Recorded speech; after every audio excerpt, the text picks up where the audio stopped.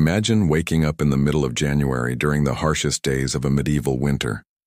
The sky is overcast, the air slices through your lungs, and each breath feels like a razor scraping your throat. Now, picture two vastly different realities. In one, a noble woman rises in a grand stone chamber, wrapped in linen sheets and thick wool blankets, surrounded by rich tapestries that keep out the cold. A servant has already lit the fireplace before sunrise. In the other, a peasant awakens in a wooden and mud hut. The fire died hours ago. The thatched roof drips melted frost onto a dirt floor, and icy drafts cut through the gaps in the walls. There's no hot meal waiting, just frozen water in a wooden bucket and the shiver of another day of survival.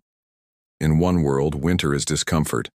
In the other, it's a direct threat to life. These two realities existed under the same sky, in the same land, yet were shaped by an invisible but brutal force: social inequality. Winter was not just a season. It was a magnifying glass that revealed the cruelty of class systems.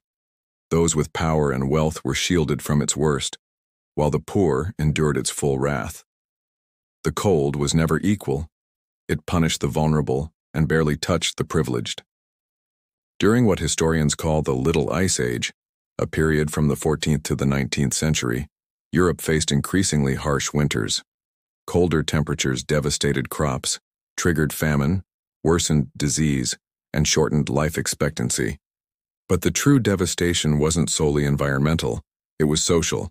While noble families hoarded food, wore layered fur-lined garments, and lived in homes equipped with fireplaces and servants to stoke them, peasants battled winter with nothing more than hope and whatever scraps they could gather. Most homes were barely insulated, flimsy walls of mud and timber, roofs of straw that leaked. Food stores were meager, and when they ran out, starvation loomed.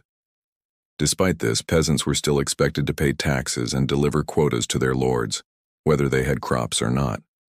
The feudal system protected its elites and punished its workers.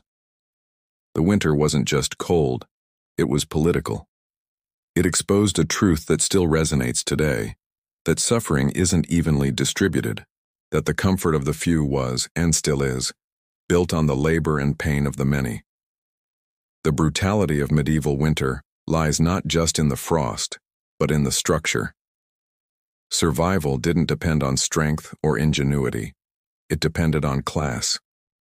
Nobles could throw feasts during a snowstorm with salted meats, aged wine, and preserved fruits.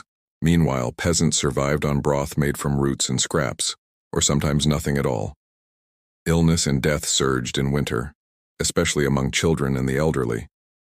And for the wealthy, these deaths were invisible, hidden in remote villages, passed off as fate, not failure. In letters and chronicles, nobles described these deaths as part of the natural order. Few questioned why they lived while others froze. Their comfort was maintained by hands that bled from cutting wood, fetching water, and laboring outdoors in temperatures that broke bones and cracked skin. Sound familiar? Even today, during modern winters, we hear news of the homeless dying on city streets while luxury apartments are heated from floor to ceiling. Just like in medieval times, climate doesn't hit everyone the same. Cold still kills, and it still kills the poor first. We've replaced castles with condos, but the structure remains eerily the same. The problem was never just winter, it was the system around it.